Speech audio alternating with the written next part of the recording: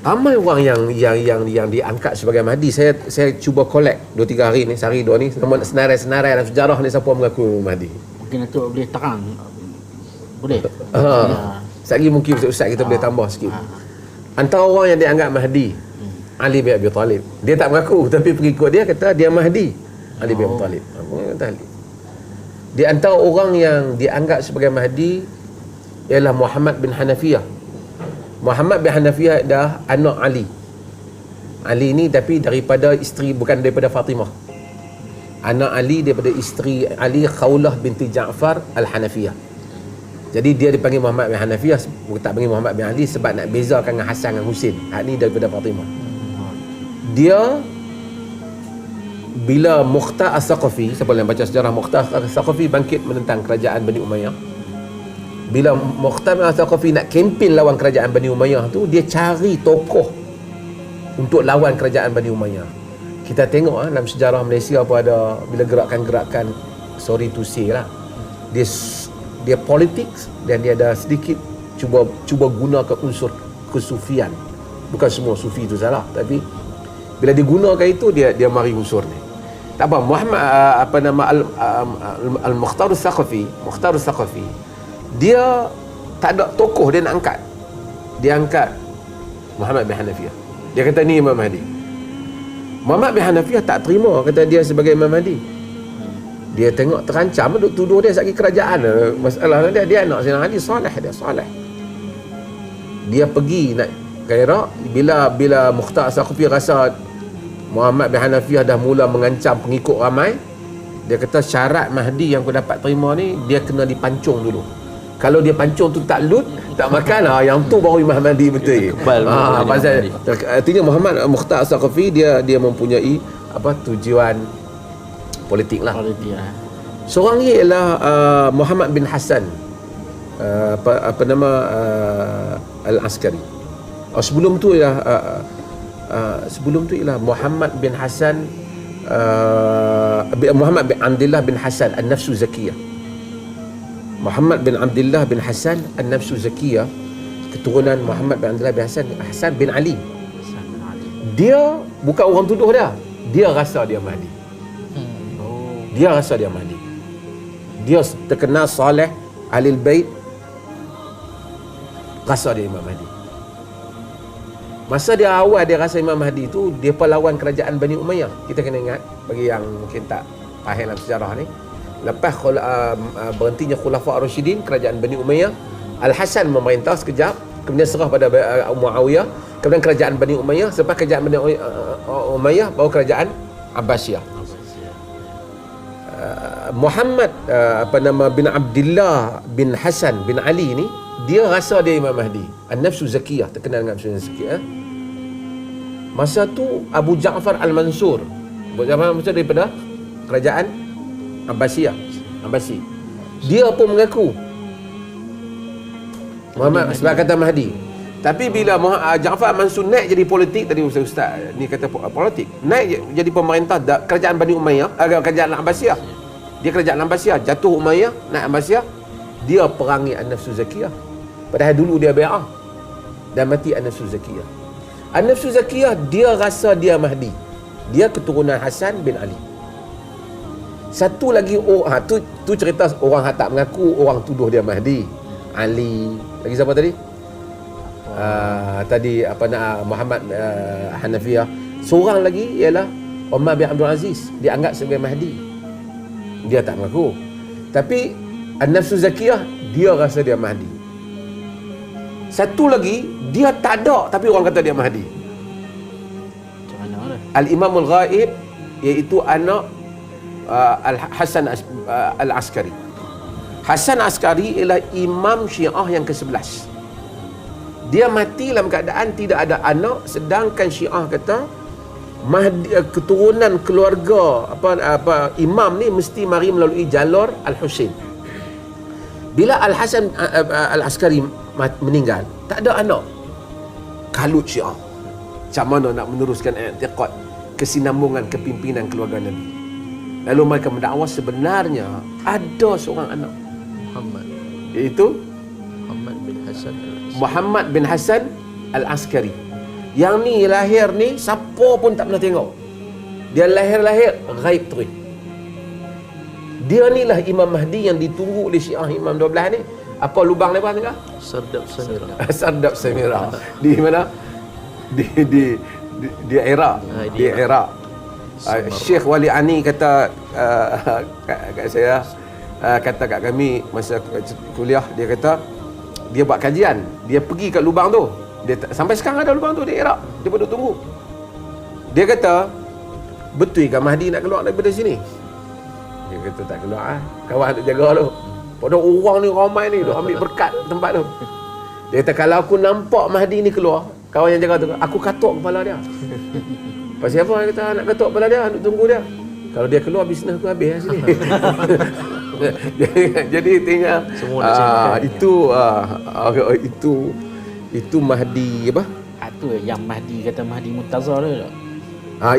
Itu Mahdi lah. Tapi Mahdi ni memang Mahdi Muntazar. Muntazar ni ditunggu-tunggu.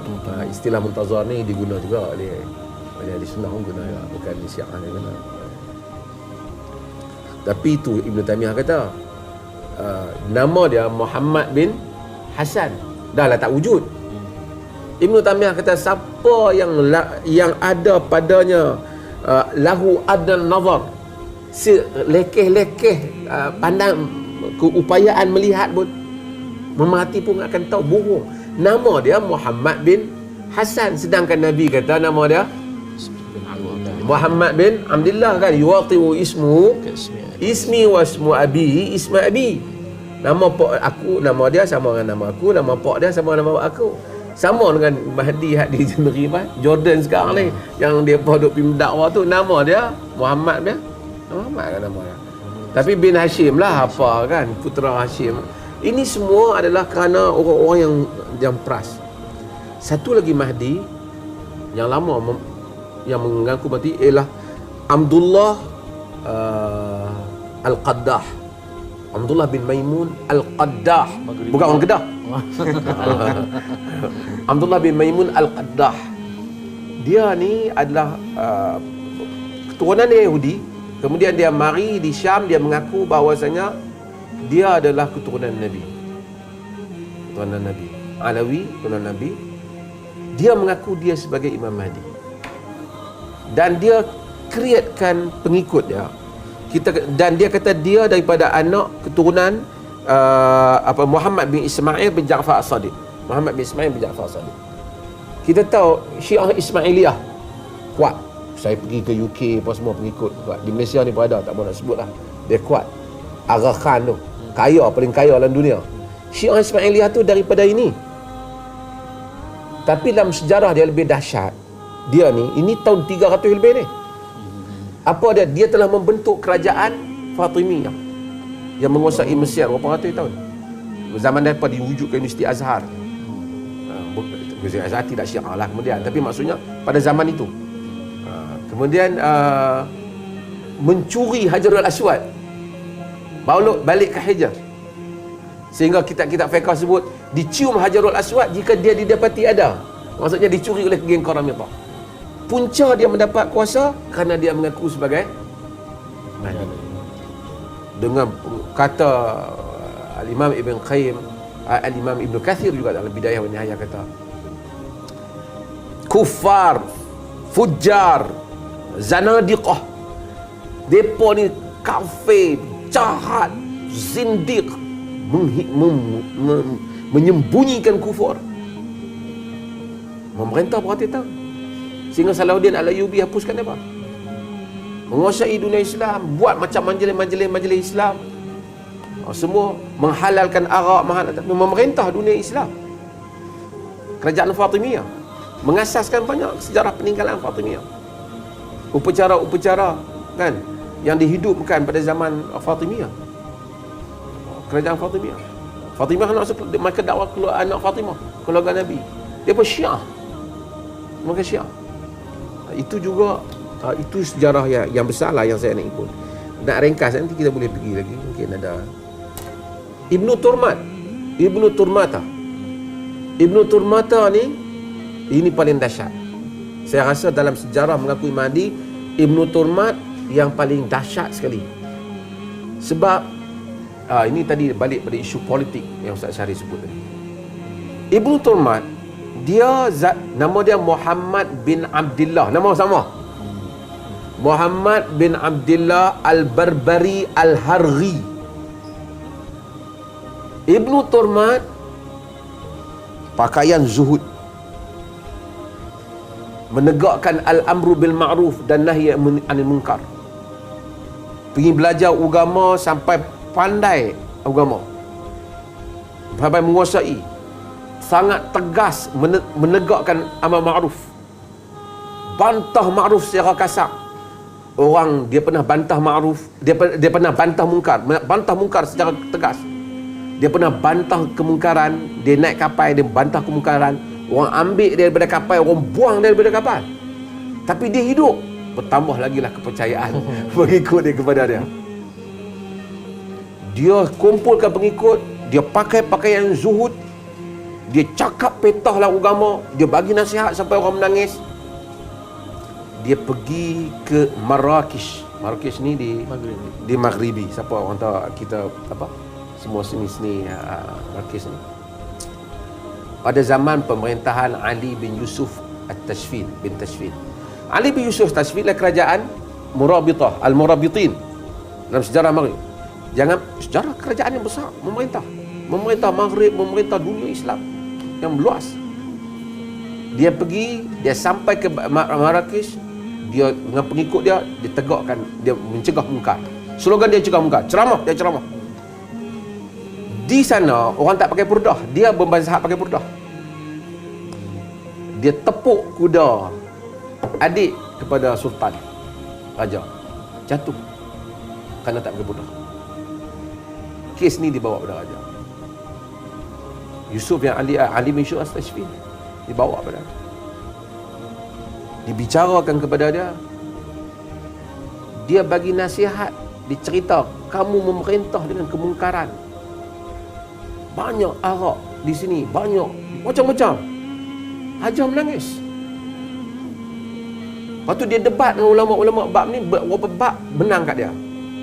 Malik bin Uhaib, tokoh dalam mazhab Malik, nasihatkan raja, tangkap dia ni. Dia ni bahaya ni. Bila dia berjaya, pengikut dia bertambah besar. Raja tak boleh kata. Ali bin Yusuf Tashfin seorang yang bagus. Dia kata, aku tak boleh buat orang-orang ni bagus. Itu takkan aku nak tangkap dia. Dia bagi nasihat. Dengan itu dia pergi ke, dia kumpulkan kabilah, dia kumpulkan mengikut. Panjang cerita sehingga dia berjaya memerangi kerajaan Murabitah. Artinya segala tujuan dia selama ni untuk dengan dakwaan dia Mahdi. Dan wajib memerangi kerajaan Murabitin, kerana kerajaan Murabitin akidahnya tidak mentakwilkan.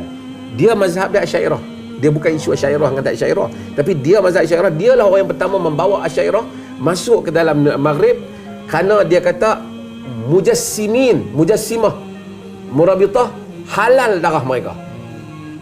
Dan dia adalah Mahdi. Bila dia nak dakwah Mahdi, orang tengok soleh dia. Dia bagi tahu peperangan dengan Murabitin ni dia akan menang. Dan dia bersifat warak. Dia kata, tak apalah aku tinggal dalam tempat ni, nanti hampa jadi payah. Jadi kabilah-kabilah dah bagi sayang kat dia. Dan sehingga dia ada ni cerita sikit lah sebelum tak pergi panjang saya, tapi saya nak sebut. Dalam sejarah Alwan Syarisi ni satu orang alim. Dia alim dalam mazhab Malik. Dia pergi jumpa Ibn Turmat ni. Dia buat tak erti apa. Ibn Turmat tahu dia alim. Dia hafal Quran, dia hafal Muwatta Malik. Semua dia buat bodoh depan orang. Lepas dia buat bodoh, satu hari dia muncul, dia mai sembahyang subuh. Dia khalayak ramai. Dia bagi tahu, semalam malaikat mai kepada aku dan dia belah dada aku. Dan dia telah memasukkan segala ilmu pada aku. Dan dia menyatakan bahawa Ibn Turmat adalah Mahdi. Orang tengok Wan Syarisi ni bodoh sebelum ni. Apa bukti dia? Mahdi tanya. Mahdi tu lah Ibn Turmat. Dia baca Quran dengan elok. Dia baca Muwatta Malik. Dia baca hadis Nabi. Dia baca kitab-kitab. Kau tu satu malam dia boleh pandai. Mahdi kata tak apa, kita tak boleh pegang ya Alwan Syarisi ni. Kita kena pergi tanya di satu tempat yang aku dapat mimpi malaikat akan jawab di tempat tu. Dia pergi ke satu lubang, di tempat itu dia dah letakkan pengikut dia dan telaga tu untuk jawab. Jadi Mahdi tanya, wahai malaikat, benarkah apa yang didakwa oleh Alwan Syarisi ni? Suara tu kata, sadaq, benar Wan Syarisi. Beribu-ribu pengikut dia, orang ikut dia. Lepas pada tu dia kata tempat ni lah tempat yang mulia, telaga ni kita kena kambuh. Dia kambuh kali dengan pengikut lah dok bimbing aku dalam tu, nanya pok-pok tu. Dia takut rahsia tu pun. Dan malam itu dinamakan dengan malam tamyiz. Apa dia buat? Dia kata Wan Syarisi telah bagi tahu muka pengikut dan muka ahli syurga dan ahli neraka. Pasal dia tahu ada orang yang mula ada meragui kemahdian dia tu sebelum tu. 70,000 telah dia buang daripada atas bukit yang mana dia rasa tak berapa yakin dia ialah Imam Mahdi. Dia telah menegakkan kerajaan Al-Muwahhidin yang ganti daripada Abdul Mukmin daripada itu Al-Kumi, menjatuhkan kerajaan Al-Murabitin, memerintah Maghrib, Morocco, memerintah Libya, memerintah Afrika, memerintah Tunisia 150 tahun lama. Mahdi.